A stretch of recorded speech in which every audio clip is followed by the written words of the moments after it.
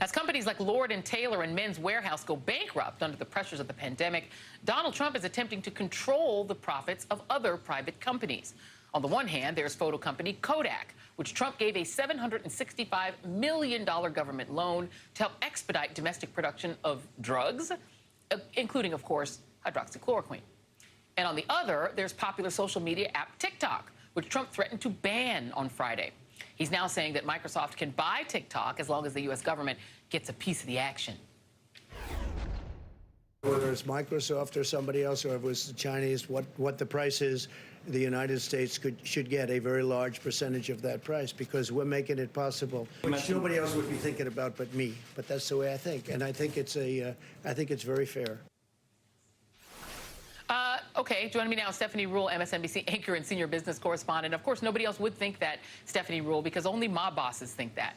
The government doesn't get a piece of the action. This isn't Joy, this isn't a crime family. It's supposed to be a I was sure you were going to say this conversation was going to be the craziest thing you heard all day. So I was sitting waiting going, this has to be the craziest. But yes, this is your second craziest thing that you heard all day. Yep, right here. Yeah. I mean, if a company, Microsoft, wants to buy another company, TikTok, that has nothing to do with the President of the United States, and the government doesn't get a piece of the action, right? That's not the way it works.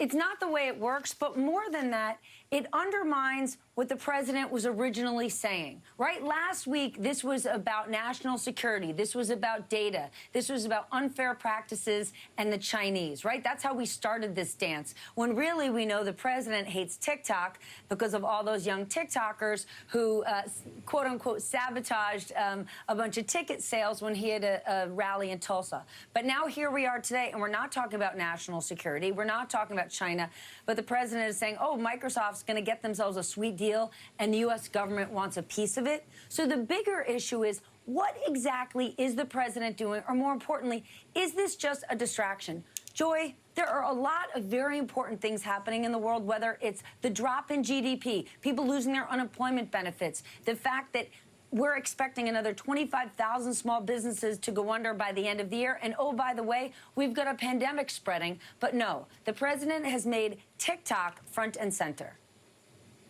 Yeah, and by the way, thank you for mentioning that, because you have all these businesses, we know businesses, both of us do, that are under intense pressure because of the drop in, sales and people coming into the stores and into their shops, into their restaurants.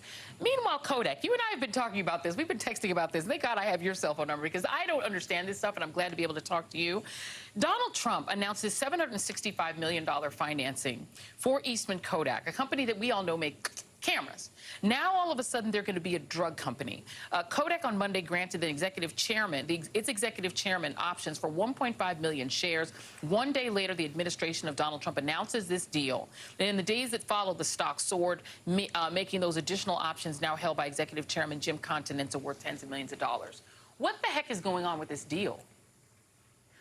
What the heck is going on? And a big portion of those shares are immediately vesting, which means he can sell them right away. Now, these additional options were not part of his compensation package that was public record.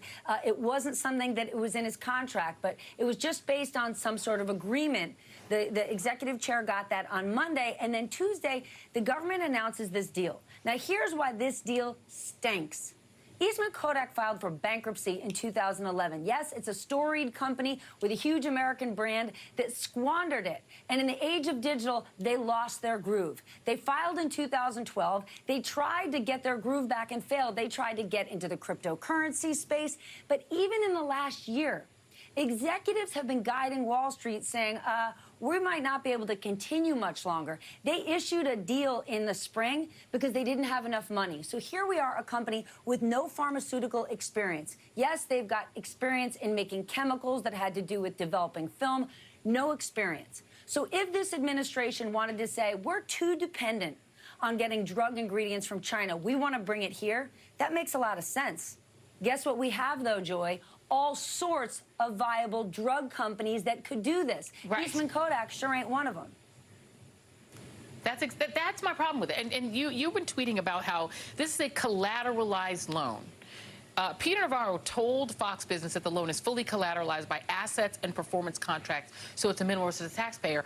How can it be collateralized by assets if they're bankrupt? Bingo. Well, they're bankrupt in 2011. They've made their way out. But tell me what those assets are. I mean, I say it tongue in cheek, but is it abandoned photo mats in Kmart parking lots? If you were to say to me, well, Stephanie, they have some very valuable patents, really, where were they? Because the stock was trading at $2. Let's say it again. $2 a share before they announced that deal. So it's unclear to me where they have all of these valuable assets. It's also unclear to me why we're not hearing about this from more lawmakers. And I know it's a little bit tricky, right? If you're a Chuck Schumer, if you're Governor Cuomo, Kodak is located in your state, right? It's in Rochester, New York, and they are going to create some jobs. But every lawmaker out there should be on the side of, at the very least, asking questions, as well as the SEC. Well, and the other question is, exactly, this is taxpayer money that's going to a company that doesn't make drugs when there are drug companies. Like, I think we had a doctor on last week who said if there were no drug companies in America, then this would make sense to create one using the powers of the presidency and the, you know, this Defense Production Act. But there are lots of drug companies. Does this stink to you as something that is some kind of a deal that Donald Trump is going to make money in? Because I truly don't get it, honestly.